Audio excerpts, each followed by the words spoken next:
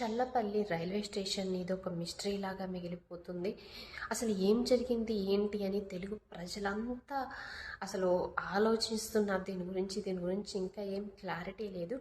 అసలు తను విజయశాంతి రెడ్డి గారు అసలుకి ఎందుకో పిల్లని తీసుకొని అలా రైల్వే ట్రాక్ మీద వెళ్ళి గూడ్స్ ట్రైన్కి ఎదురుగా వెళ్ళి అలా ఆత్మహత్య చేసుకోవాలి అనుకున్నారు. అసలు దీనికి రీజన్స్ ఏంటి కూడా మనకైతే నిజంగా ఏ విధంగా కూడా అర్థం కావట్లేదు. ఇదే విధంగా పోలీసులకు కూడా ఈ విషయంలో ఏమీ అంతు చిక్కట్లేదు.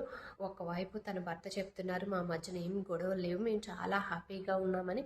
ఫ్యామిలీ కూడా ఫ్యామిలీలో వాళ్ళు కూడా చెప్తున్నారు, అంటే ఏం గొడవలు లేవు, ఎందుకు ఇలా చేసుకుంది అర్థం కావట్లేదు.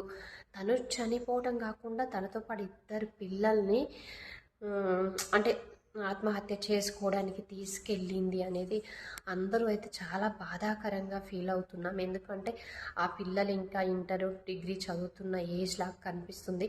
సో ఆ పిల్లలు చాలా లైఫ్ ఉంది, ఎన్నో ఆశలతో ఊహించుకొని ఉంటారు.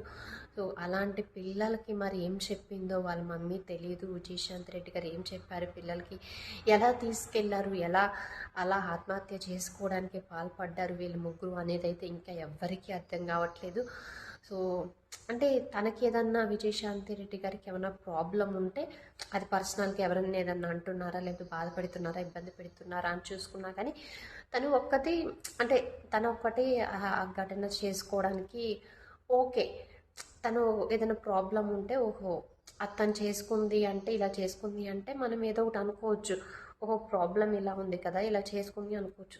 అదే కాకుండా తనకి ప్రాబ్లం ఒకవేళ ఉన్నా కానీ పిల్లల్ని తీసుకొని వెళ్ళి ఎందుకు ఈ విధంగా ఇలా చేస్తుంది అనేది అయితే నిజంగా ఈ విషయం అయితే అంతు చిక్కట్లేదు.